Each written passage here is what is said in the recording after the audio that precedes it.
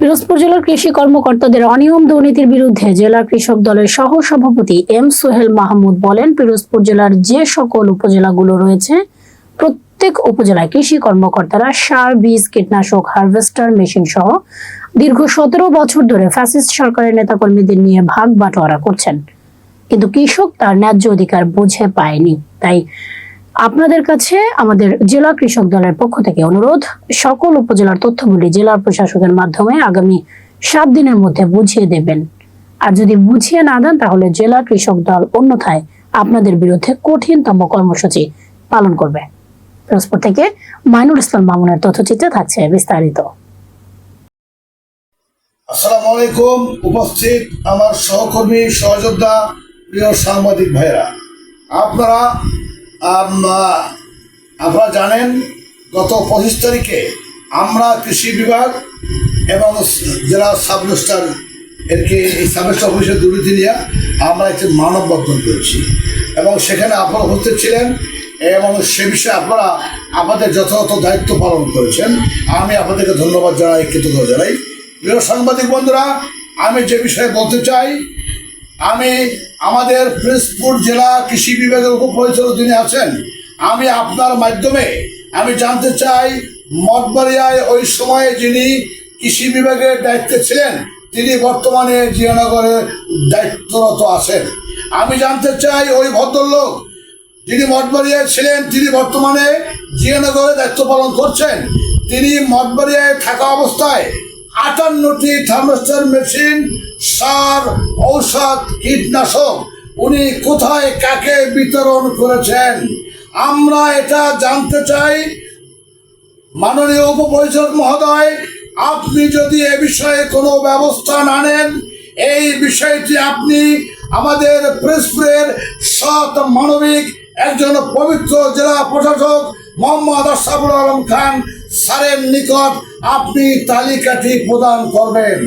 যদি এই তালিকা প্রদান না করেন, আমরা পিরোজপুরবাসী এবং বাংলাদেশ জাতীয়তাবাদী কৃষক দল বিএনপি পিরোজপুর জেলা শাখার পক্ষ থেকে আমরা কঠোরতম আমরা আন্দোলন, মানববন্ধন এবং আমরা বিক্ষোভ কর্মসূচি দিতে বাধ্য হব। আমি আবারও বলছি, উপপরিচালক মহোদয়, আপনার তৎকালীন সময়ে এই ফ্যাসিস্ট সরকারের আমলে যে চোর মহোদয় ওই কৃষি বিভাগের দায়িত্বে ছিলেন, উনি 58টি থার্মোস্টার মেশিন, সার, কীটনাশক এই ঔষধগুলি কোথায় কাকে সরবরাহ করেছেন আমরা জেলা কৃষক দল এবং এই জেলার মানুষ জানতে চাই। আপনার মাধ্যমে আপনি 7 দিনের ভিতরে জেলা প্রশাসকের কার্যালয়ে সেই তালিকাটি প্রদান করবেন। যদি বিলম্ব করেন, আপনার বিরুদ্ধে এই জেলার সকলকে নিয়ে, সকল কৃষককে নিয়ে, সাধারণ মানুষকে নিয়ে আমরা কঠোর আন্দোলন, কঠোর কর্ম হয়ে যাব। আপনাকে পরিচালক মহোদয়, আপনি সহ ওই ফ্যাসিস্ট সরকারের দোষর যারা আছে এখনো বহল তবিয়তে আছেন, তাদের বিরুদ্ধে আমরা যথাযথ আইনগত ব্যবস্থা নিতে বাধ্য হব।